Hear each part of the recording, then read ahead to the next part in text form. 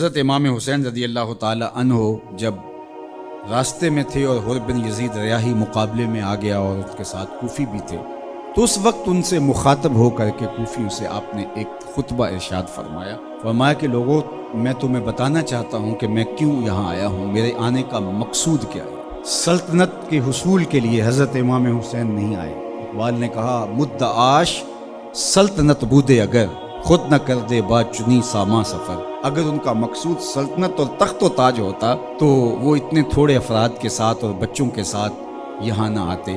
ان کا مقصود یہ نہیں تھا۔ ان کا مقصود کیا تھا اور وہ کیوں آئے تھے، ذرا ان کے کلمات سنیے، اس سے آپ کو فلسفہ شہادت حسین بھی سمجھ میں آئے گا اور امام حسین رضی اللہ تعالی عنہ کے قیام کا مقصد بھی سامنے آئے گا۔ ہم تو یزید کے اس لیے خلاف ہیں کہ اس نے امام حسین رضی اللہ تعالیٰ عنہ کو شہید کیا ہے، وہ قاتل اہل بیت ہے، لیکن جب امام حسین رضی اللہ تعالیٰ عنہ یزید کے مقابلے میں کھڑے ہوئے تھے اس وقت تو وہ قاتل اہل بیت نہیں تھا۔ یہ جرم تو اس کے نامہ سیاہ میں بعد میں آیا۔ جب وہ کھڑے ہوئے تھے تو ان کے نزدیک تو یہ بات نہیں تھی جو ہمارے نزدیک ہے۔ امام حسین رضی اللہ تعالیٰ عنہ، ان کے آیان و انصار کا قتل کرنا بہت بڑا جرم ہے اور اس وجہ سے بھی ہم یزید کے خلاف ہیں، لیکن اس کی دوسری وجہ وہ ہے جس وجہ سے امام حسین یزید کے خلاف تھے، ہم بھی اسی وجہ سے یزید کے خلاف ہیں۔ اب وہ کیا وجہ تھی جو امام حسین رضی اللہ تعالی عنہ نے بیان فرمائی؟ یہ کوئی مبہم وجہ نہیں ہے کہ زمانے تک پہنچی نہیں ہے۔ یہ الگ بات ہے کہ کربلا کو ایک کہانی اور ایک قصہ بنا کر کے جو ہے وہ لوگوں کے اندر مروج کیا گیا اور اس کی معنویت، اس کی حقیقت اور اس کی مقصدیت پر پردے آ گئے۔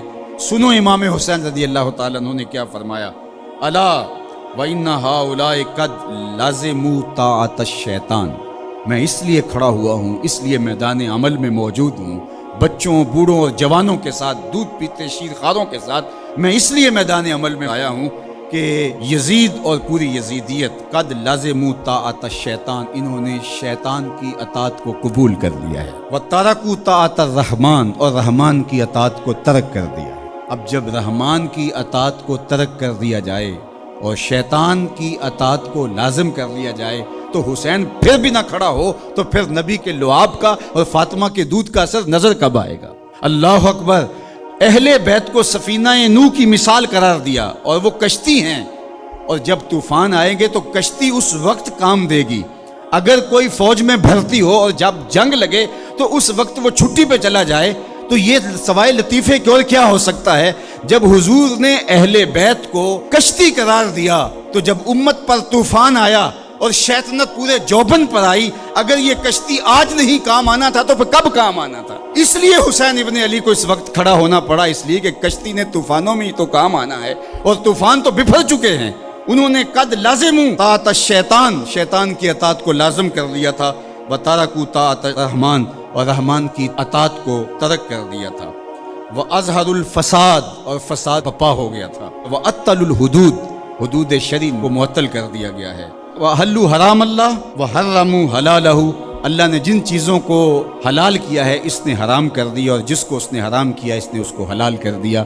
اب یہ ہیں یزید کے کرتوت، یہ ہے اس کا عمل۔ حضرت امام حسین نے فرمایا مجھے بتاؤ، جب میرے رسول کی شریعت پامال ہو رہی ہو، حلال کو حرام کر دیا جائے، حرام کو حلال کر دیا جائے، حدوں کو معطل کر دیا جائے اور فساد بپا ہو جائے، شیطان کی اطاعت کھلے بندوں کی جائے، رحمان کی اطاعت ترک کر دی جائے، تو جس کے پاس کشتی ہے اس طوفان میں، کیا وہ اب بھی میدان عمل میں نہیں آئے گا؟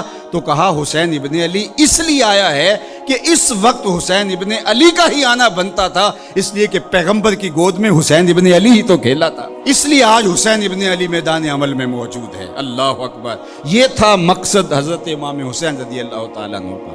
نہ تخت و تاج کی چاہت تھی، نہ کوئی بغاوت تھی اور نہ جلد بازی کا نتیجہ تھا، بلکہ بہر حق در خاک و خون غلطی داست۔